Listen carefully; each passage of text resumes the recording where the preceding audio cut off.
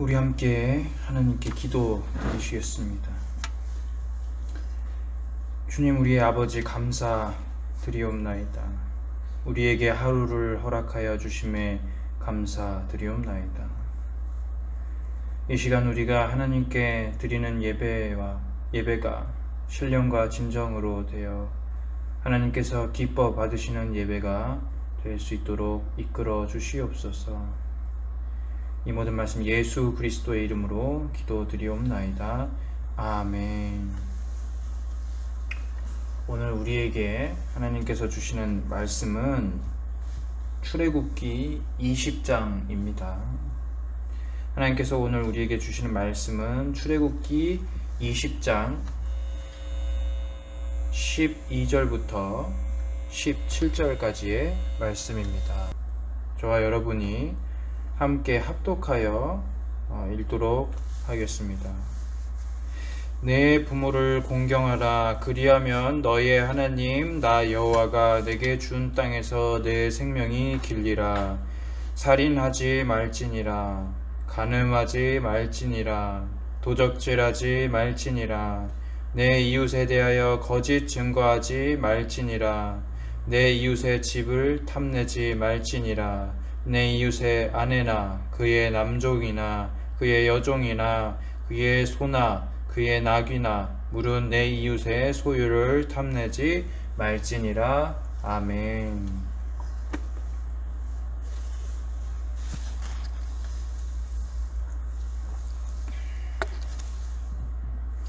도둑질은 전 세계적으로 경범죄에 해당하는 죄입니다. 경범죄라는 말은 사람이 죄를 비교해 보았을 때에 살인과 같은 중죄에 비해서 가볍다고 생각했기 때문에 그렇게 표현했던 것이죠. 그런데 한번 우리들이 생각을 바꿔 보았으면 좋겠습니다.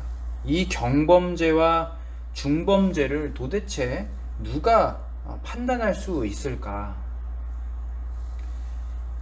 이렇게 보면은 우리는 큰 착각을 하고 살아가는 것이 아닐까요? 무슨 소리입니까? 이 말은 지금 죄의 원래 무겁고 가벼운 정도를 판단하실 수 있는 분은 우리들이 아니라 오로지 한 분 하나님밖에 없다는 말입니다. 우리의 법으로 경범죄와 중범죄를 나눈다 할지라도 그 법칙이 그대로 하나님 앞에서 통용되는 것은 아닙니다. 그래서 우리들은 살인과 이 도둑질을 비교해서 우리 나름대로 판단하는 일보다 더 중요하게 생각해야만 하는 부분이 있습니다.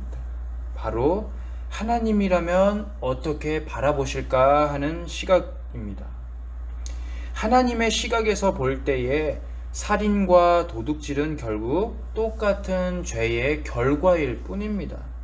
죄로 인해서 사람의 마음이 병들고 오염되는 일이 똑같기 때문이죠. 그래서 우리들은 이렇게 말하지 않았으면 좋겠습니다. 살인을 더 무거운 죄이니까 용서해서는 안 된다. 또 도둑질은 더 가벼운 죄인데 왜 용서를 안 해주냐 하는 그런 인간적인 기준을 먼저 내려놓고 하나님의 기준이 먼저 어떠한지 성경 전체를 살펴보아야 하겠죠. 저작권 법이 요즘 잘 지켜지고 있다고 들었습니다. 사실 한국에서는 옛날에 저작권에 대한 그 법이 거의 지켜지지 않았던 때가 있었죠. 유명 가수들의 노래들을 복사해서 카세트 테이프나 CD 같은 것에 복사했죠. 그리고 고속도로 휴게소에서 팔고는 했습니다. 그것은 우리 기억 속에 남아있는 정겨운 추억일 수도 있겠지만 또 한편으로는 부끄러움 가득한 과거이기도 한 것입니다. 이 저작권 법은 누군가의 땀방울과 노력을 지켜주는 법입니다. 타인의 것을 함부로 도둑질하지 못하도록 법으로 제정한 것이죠. 제가 여기서 말씀드리고자 하는 것은 타인의 모든 노력과 땀방울의 결과인 이 열매들을 아무런 대가 없이 가져가고자 하는 그 인간의 모든 마음들은 사실 도둑질하는 행동이다라는 것이죠. 따라서 도둑질이라는 것은 사람에게 육체적인 또 물리적인 손해만 입히는 것이 아닙니다.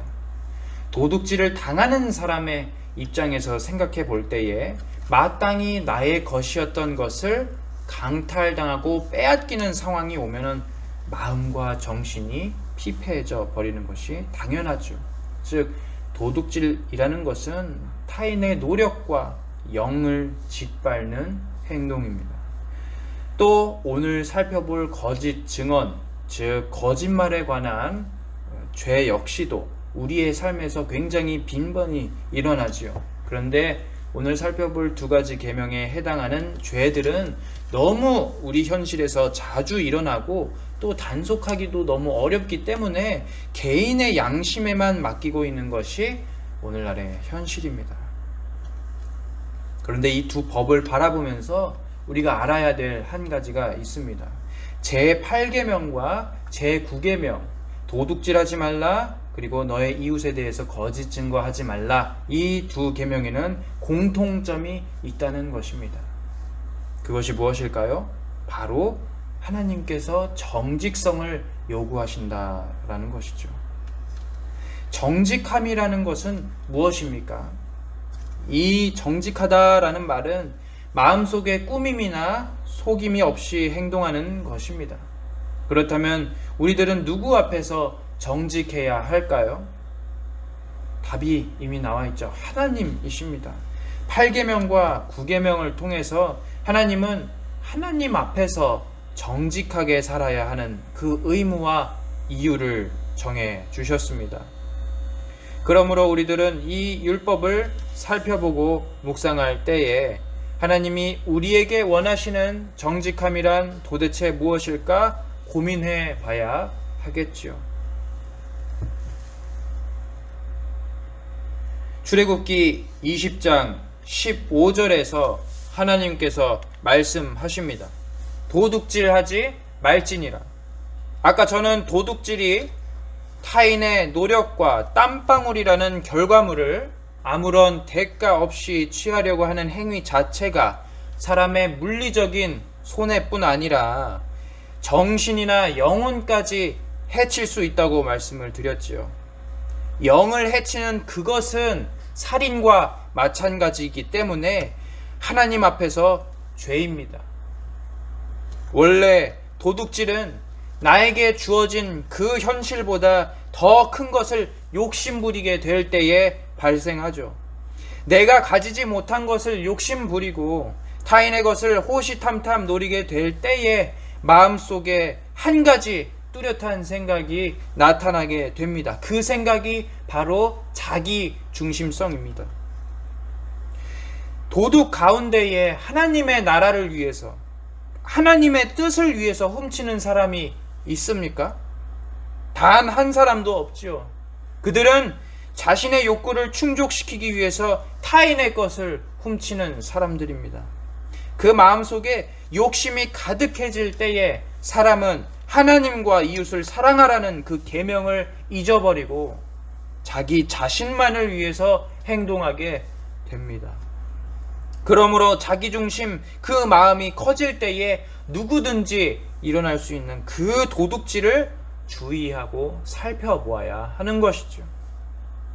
그러나 여러분들도 아시다시피 이 도둑질은 죄의 그 위중함에 비해서 세계 곳곳에서 아주 많이 일어나는 범죄이죠. 여행 가이드북을 가끔 펼쳐보면은 소매치기를 주의하라 라고 되어 있을 때가 있습니다. 그 지역 사람들은 소매치기를 자신의 직업이라 천직이라 삼고 있는 사람들로서 자신들의 살아갈 욕구를 위해서 타인들에게 손해를 끼치는 것을 부끄러워하지 않는 사람들이지요. 그런데 그런 사람들은 역사 속에서 항상 있어 왔습니다. 사실 하나님께서 이 계명을 통해서 이스라엘 백성에게 도둑질하지 말지니라 라고 명하신 까닭은 당시의 그 사회적인 분위기에서 도둑질이나 약탈과 같은 일들이 매우 당연하게 이루어졌기 때문입니다. 성경, 특히 구약 성경을 자세히 들여다보면은 이스라엘 사람들이 굉장히 존경하던 조상 아브라함과 이삭과 야곱이 있죠. 아브라함과 이삭은 직접 도둑질하지는 않습니다.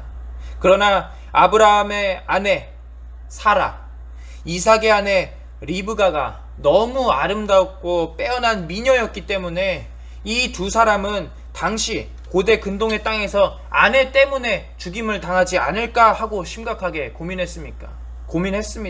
왜 그런 고민을 했습니까? 남편을 죽이고 아내나 재물을 빼앗는 풍습이 그 땅에 굉장히 많이 빈번하게 일어났기 때문이지요. 이와 다르게 야곱은 어떤 인물입니까? 적극적으로 자신의 뜻을 이루기 위해서 도둑질을 서슴지 않죠. 형의 장자의 권리와 축복의 권리를 훔치고 달아나는 모습을 보면서 우리들은 이 가정이 어떻게 깨지게 되고 야곱은 어떤 고생을 평생 동안 하게 되는지 우리는 성경을 통해서 살펴볼 수가 있었죠. 구약 성경에서 이뿐 아니라 사사기를 들여다보면은 이스라엘을 향한 주변국들의 약탈과 도둑질이 일상이었다고 기록되어 있습니다. 이스라엘 사람들이 하나님 앞에서 죄를 짓고 배반할 때마다 하나님께서는 미디안과 블레셋 민족 그리고 또 아말렉과 같은 사람들을 가리켜 그들을 채찍으로 삼으셨습니다. 그 사람들은 이스라엘이 추수 때 거둔 모든 곡식들 다 빼앗았고 그들의 아녀자들을 빼앗아 포로로 데려갔죠.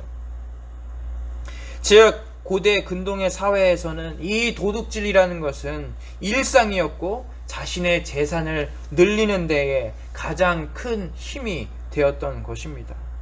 그런데 이런 잘못된 인간의 풍습에 하나님이 진노하시죠. 원래 하나님은 어떤 분이신지 한번 생각해 볼까요? 창세기 3장 17절을 보면은 하나님은 인간에게 일한 대로 먹고 마시고 살리라 하고 가르쳐 주셨지요. 땀방울을 흘린 대가만큼 너희들이 거두게 될 것이다 하고 가르치십니다. 3장 17절을 제가 읽어드리도록 하겠습니다. 아담에게 이르시되 내가 내 아내의 말을 듣고 내가 너더러 먹지 말라 한 나무 실과를 먹었은즉 땅은 너로 인하여 저주를 받고 너는 종신토록 수고하여야 그 소산을 먹으리라.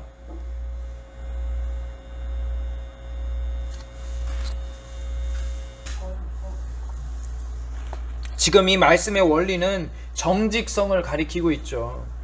하나님의 말씀을 어겨서 에덴 동산으로부터 쫓겨난다고 할지라도 하나님께서는 인간들이 꾸밈없이 거짓 없이 행하게 되면은 그 결과를 반드시 누리게 해주겠다라고 말씀하셨기 때문에 우리는 하나님의 그 원리에 대해서 행하고 우리 나름대로의 삶에 감사하면서 하나님의 은혜에 감사하면서 지내야 하는 것입니다.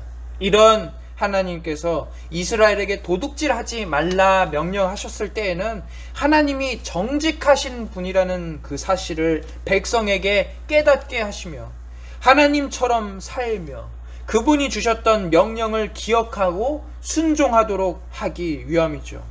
방금 읽어보았던 창세기 3장 17절의 그 원리처럼 하나님은 인간이 어떤 꼼수를 써서 편안하게 이득을 보려 하는 모든 행동들을 가리켜 주의하라 라고 말씀하시는 것입니다. 우리 삶 속에서 실질적으로 편안하게 앉아서 이득을 보겠다 하는 인간의 그 마음씨는 노력하지 않고 성공하겠다 하는 마음이니 실질적으로 하나님의 그 정직성의 원리를 거부하는 것이죠. 그래서 이러한 일들을 가리켜 종교개혁자 루터는 도둑질을 행하는 인간의 세상을 가리켜 이렇게 표현합니다. 마치 오늘날 우리가 살아가는 모든 삶의 자리를 곰곰이 살펴보면은 도둑으로 가득 찬 거대한 마굿간 같습니다. 이렇게 표현했죠. 마르틴 루터가 왜 이렇게 표현했을까요? 왜 마국간과 같다고 했을까요? 마국간이 깨끗한 곳은 아니기 때문이죠. 우리의 삶이 정직함에서 기인하는 것이 아니라 모두가 쉬운 이익 또 불이한 재물을 탐하기 때문입니다. 그래서 그는 이런 소리를 했죠. 또 언제나 자신의 이익을 위해서 부당하게 타인을 해하는 노력들을 굉장히 열성적으로 기울였기 때문입니다. 이러한 죄를 소홀하게 여기는 것은 하나님이 명령하셨던 그 정직의 원리를 무시하는 일이니 신자들은 마땅히 하나님의 원리인 정직, 이 정직 묵상하면서 삶을 유지해 나가야 하는 것이죠. 그렇다면 우리들은 어떻게 삶을 유지해 나갈 수 있을까요? 오늘날 우리의 시대를 보면은 믿는 사람들조차 살아남기 위해서 남의 것을 도둑질해야만 할 것 같은 그런 느낌이 들 때가 있습니다. 그럴 때 어떻게 이겨내야 할까요?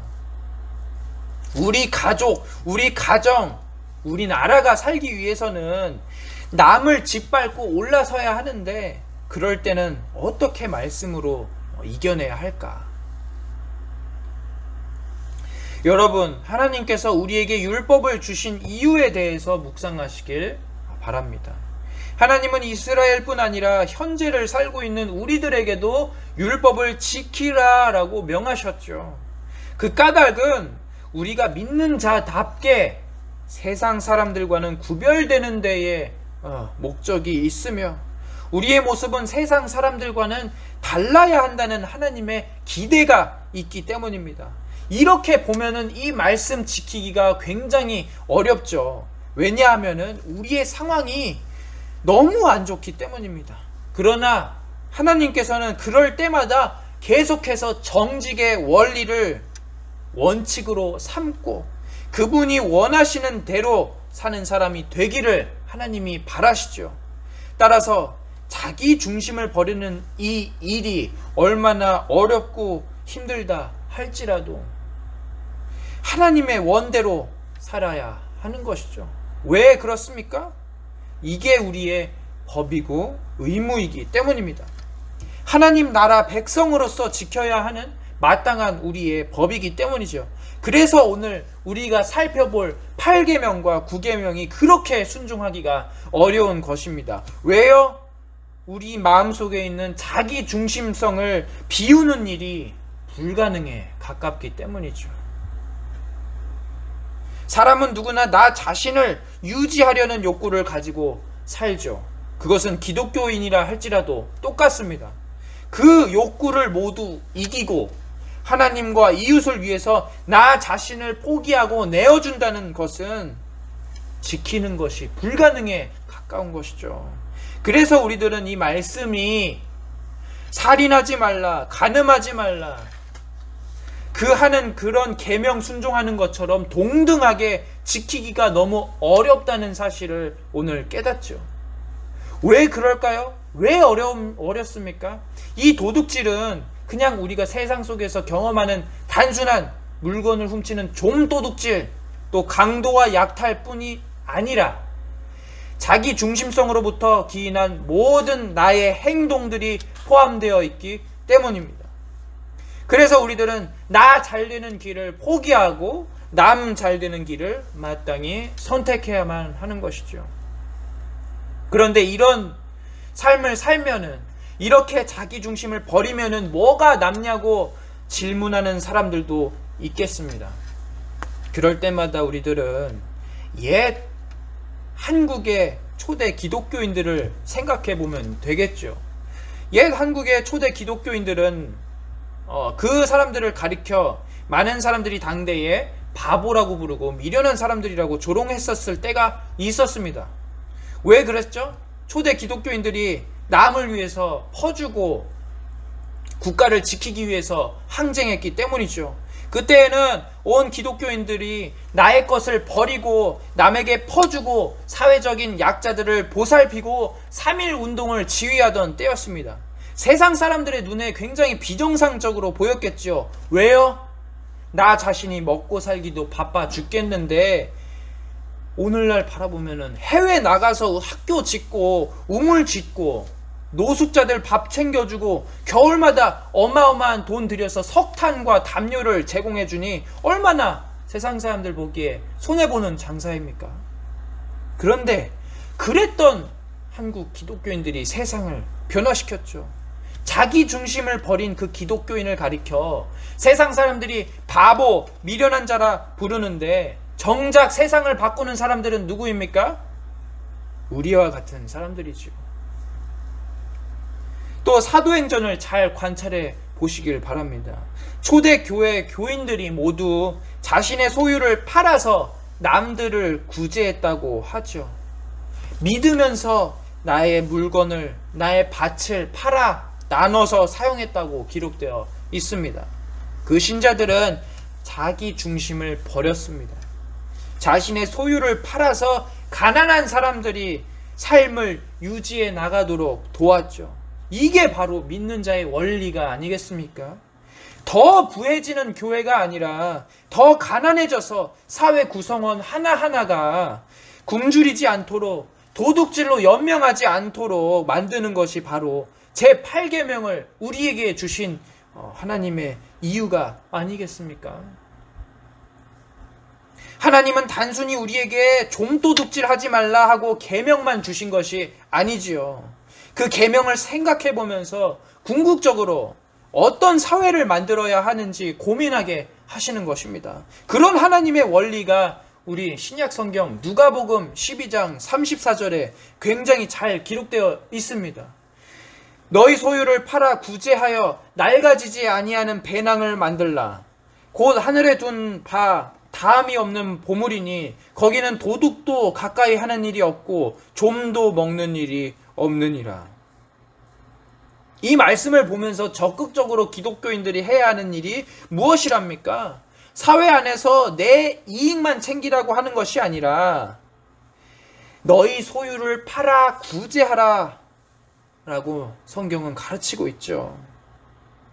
사회 안에서 사람들이 더 이상 도둑질을 하지 않도록 만드는 것이 교회의 의무입니다.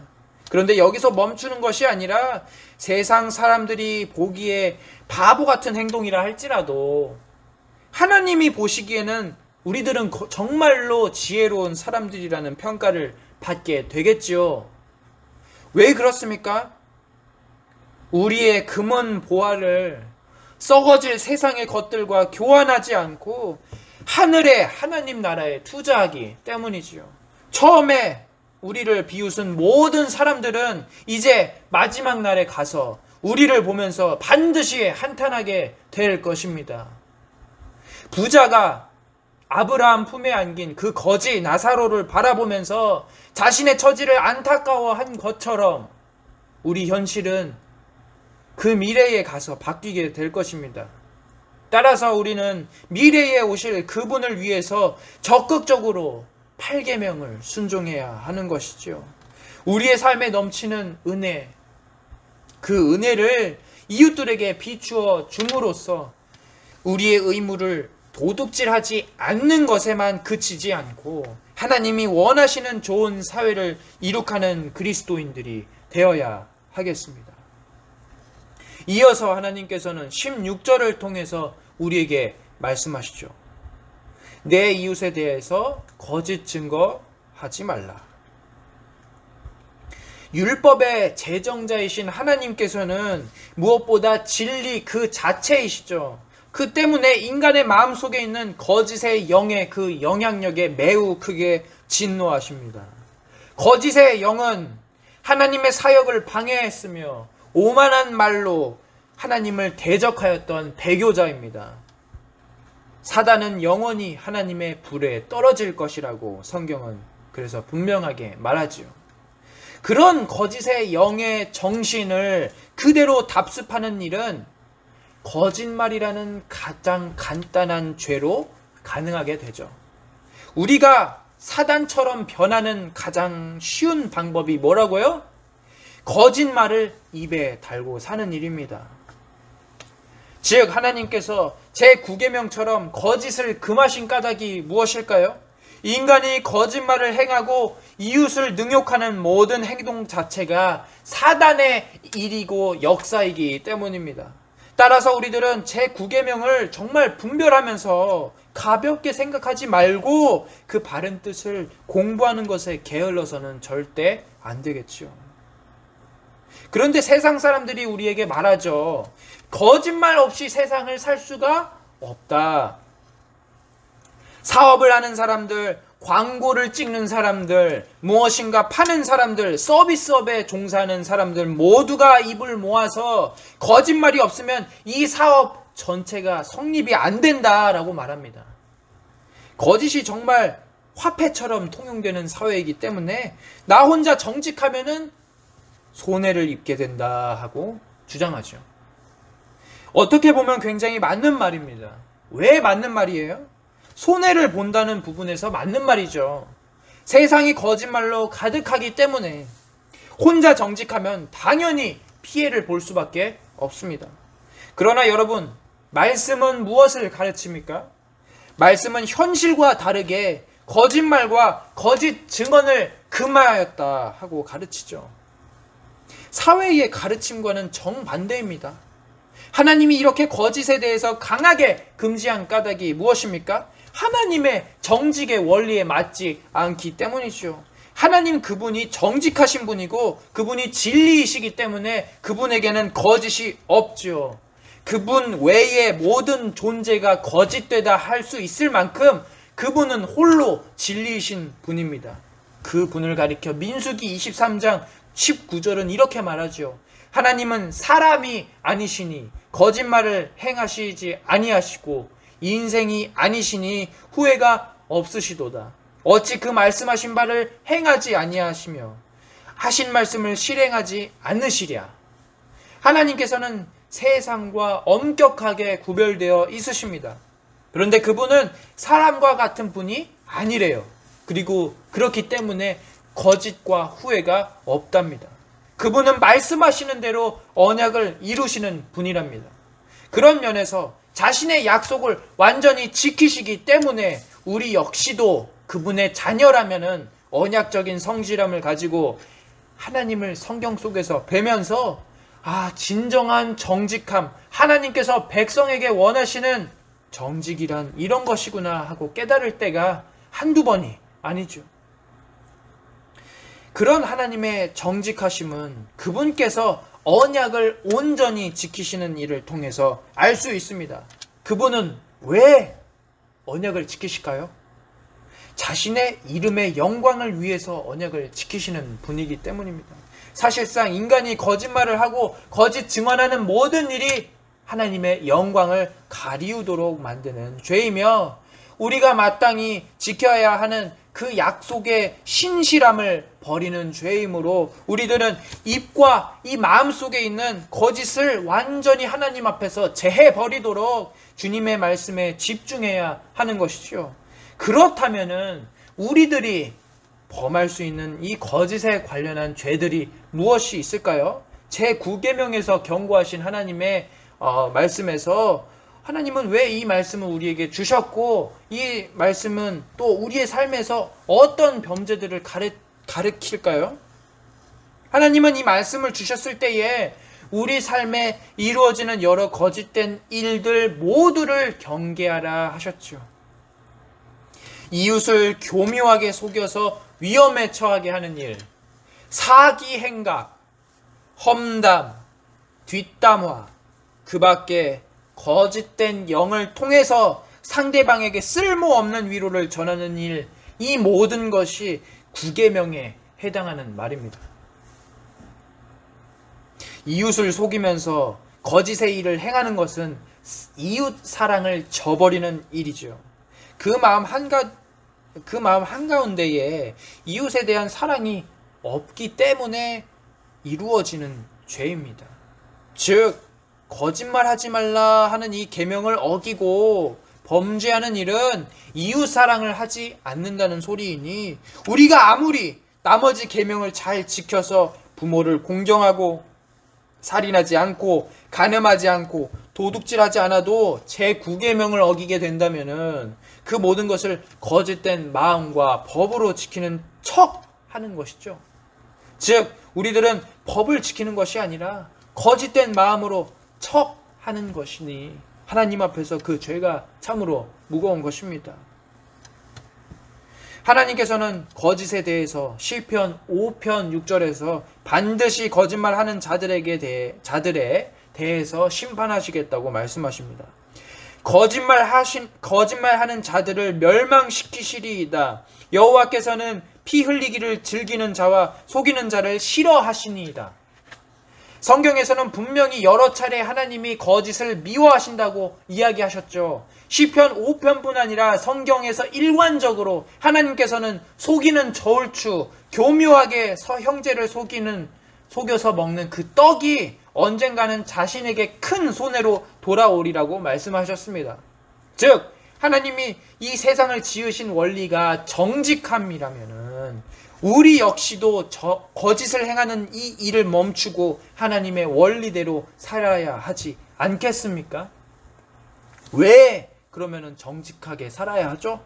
세상의 이치와 반대로 거짓말은 아무것도 창조해낼 수가 없기 때문이겠죠. 우리 삶에 있어서 거짓된 것은 아무것도 만들지 못합니다. 이웃을 사랑하고 이웃들과 진실한 관계를 맺는 일은 오로지 정직함에서 시작하는 일이지 거짓말에서부터 시작할 수가 없기 때문입니다. 그래서 오늘날 우리들이 말하는 하얗고 선한 거짓 위로들은 참으로 쓸모없는 것이죠. 어떻게 거짓말이 선할 수 있으며 거짓 위로들이 사람에게 진정한 해답을 줄 수 있겠습니까? 그것을 가리켜 사람들은 위로라 또 배려라 포장하는데 참으로 사단이 이용하기를 좋아하는 교묘한 말이죠. 우리로 하여금 사람을 배려하는 느낌을 줌으로써 나 스스로도 속게 만드는 것입니다. 그러나 거짓된 영이 이용하는 말을 여러분들께서는 끊어내시고 이웃에 대한 진짜 배려, 진짜 위로를 하시길 바랍니다. 진짜 위로와 배려는 뭡니까? 무조건 상대방에게 괜찮다, 너 완전 지금 잘하고 있다, 너 완전 멋지다 하면서 말하는 것이 아니죠. 상대방의 말에 진심으로 귀를 기울여 주고 이입하면서 하나님께서 이 사람에게 어떤 답을 주시길 원하실까? 하고 함께 고민하면서 기도하는 것입니다. 중요한 것은 우리가 무슨 해답을 그에게 주는 것이 아니라 진정으로 힘들어하는 사람들에게 듣고 이입하는 일이죠. 누군가가 여러분들에게 위로를 받고자 또 배려를 받고자 한다면은 금세 해답을 주려 하지 마시고 오히려 긴 시간 그 사람의 처지와 상황을 살피면서 정말 잘 들어주는 일이 진짜 위로가 될 수 있고 진짜 배려가 될 수 있습니다. 게다가 해답은 우리가 줄 수 있나요? 우리가 줄 수 있는 것이 아니지요. 오로지 해답은 하나님께서만 주시기 때문에 우리는 그를 가리켜 함께 기도하자고 초청할 수밖에 없는 것입니다.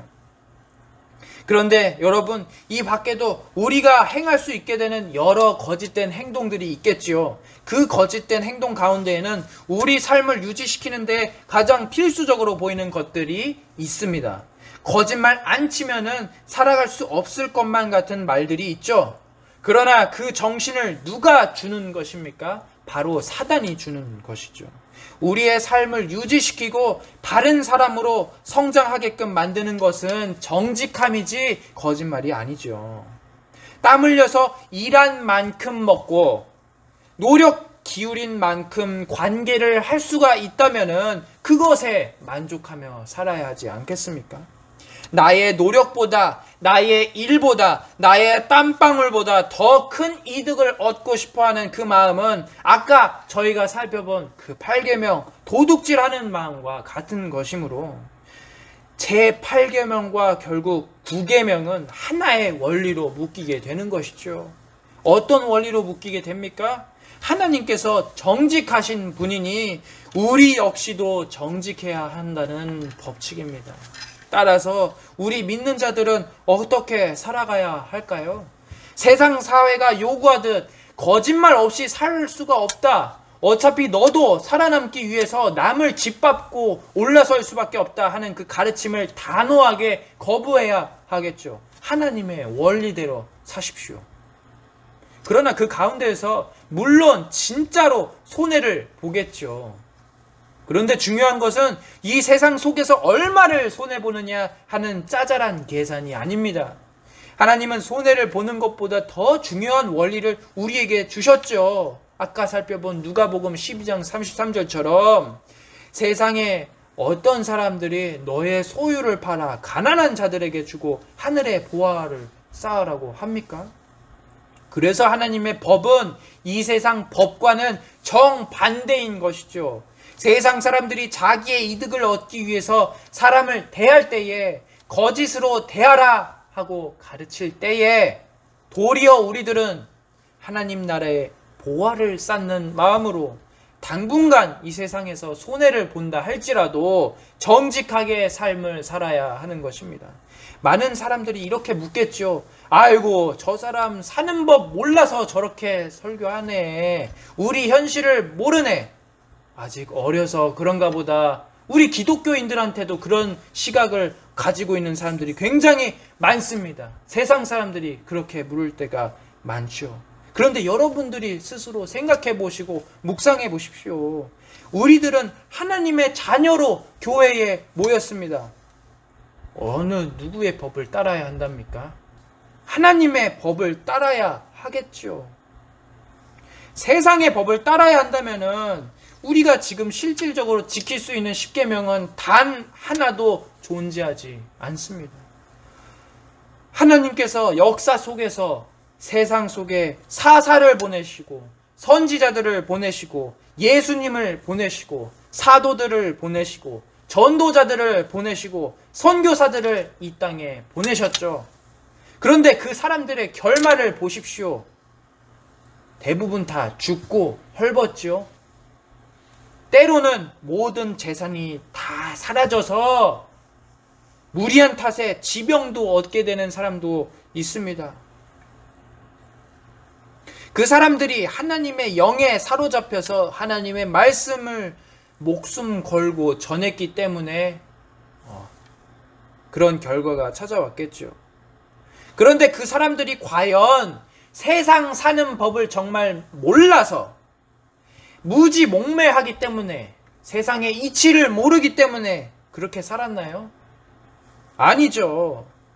세상을 유지하는 그 사탄의 거짓말을 하나님께서 정말 싫어하시기 때문에 그렇게 살지 않았던 것입니다.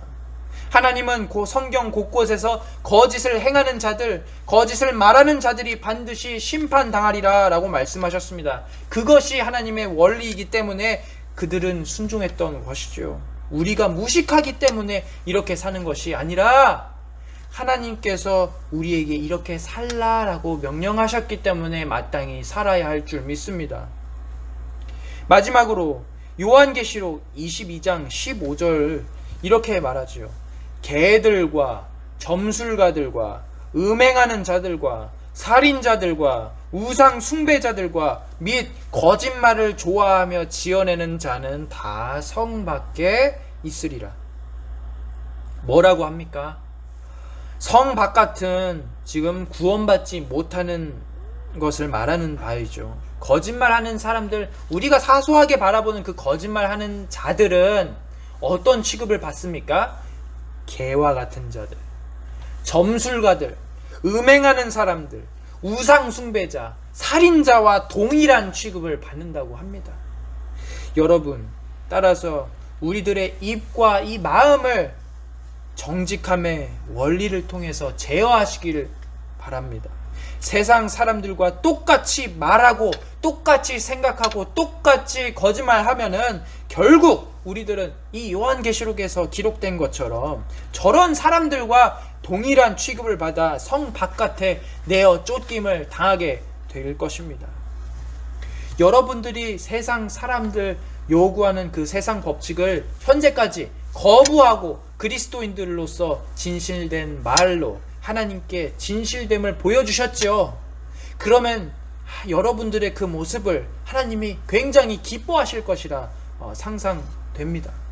하나님은 그런 우리들을 기뻐해 주시고 또 지혜롭다 칭찬해 주실 것이니 우리들은 그 사실을 또 하나님의 기뻐하시는 그 모습을 보시면서 세상의 말에 귀 기울이지 않으시고 하나님 앞에서 칭찬을 계속해서 받도록 노력해야 하는 그리스도인 되어야 하지 않겠습니까?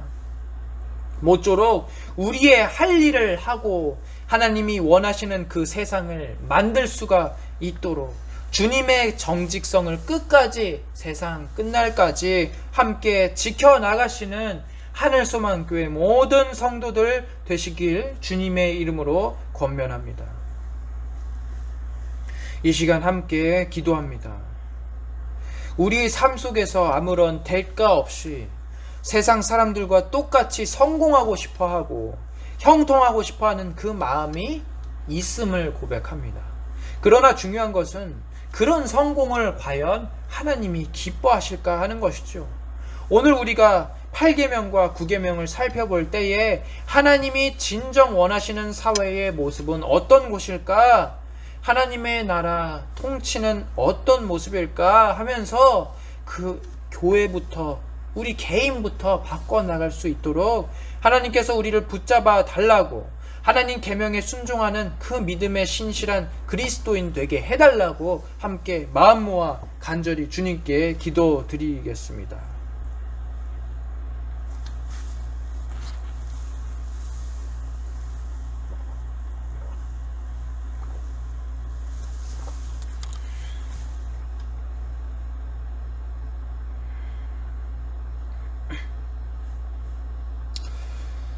주님, 우리의 아버지 감사드리옵나이다. 우리가 계명을 통해 세상 사람들과는 구별되고 또 정직하시고 진리 되시는 그 하나님의 원리에 맞게 살아야 함을 매번 기억하면서 주님 앞에서 매일매일을 무릎 꿇게 도와주시옵소서. 우리들의 마음은 교만하고 악하여 때로는 이웃 사랑을 할 수 없을 만큼 상대방을 비방하고 속이고 교묘하게 나의 이익을 챙기는 그런 얕은 수를 쓸 때가 있습니다. 이제부터라도 우리들이 이 본성을 단호히 거부하고 하나님 계명에 순종하겠다고 이 자리에 나와왔으니 주님께서 결단한 우리의 마음을 보시고 이끌으셔서 하나님의 그 정직함을 배우는 모든 그리스도인 착하고 충성된 종으로서 생을 보낼 수 있게 도와주시옵소서. 이 모든 말씀 살아계신 우리 주 예수 그리스도의 이름으로 기도드리옵나이다. 아멘.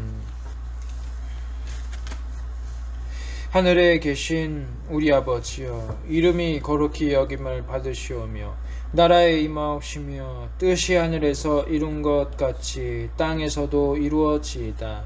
오늘날 우리에게 일용할 양식을 주옵시고 우리가 우리에게 죄 지은 자를 사하여 준 것 같이 우리 죄를 사하여 주옵시고 우리를 시험에 들게 하지 마옵시고 다만 악에서 구하옵소서. 대개 나라와 권세와 영광이 아버지께 영원히 있사옵나이다. 아멘.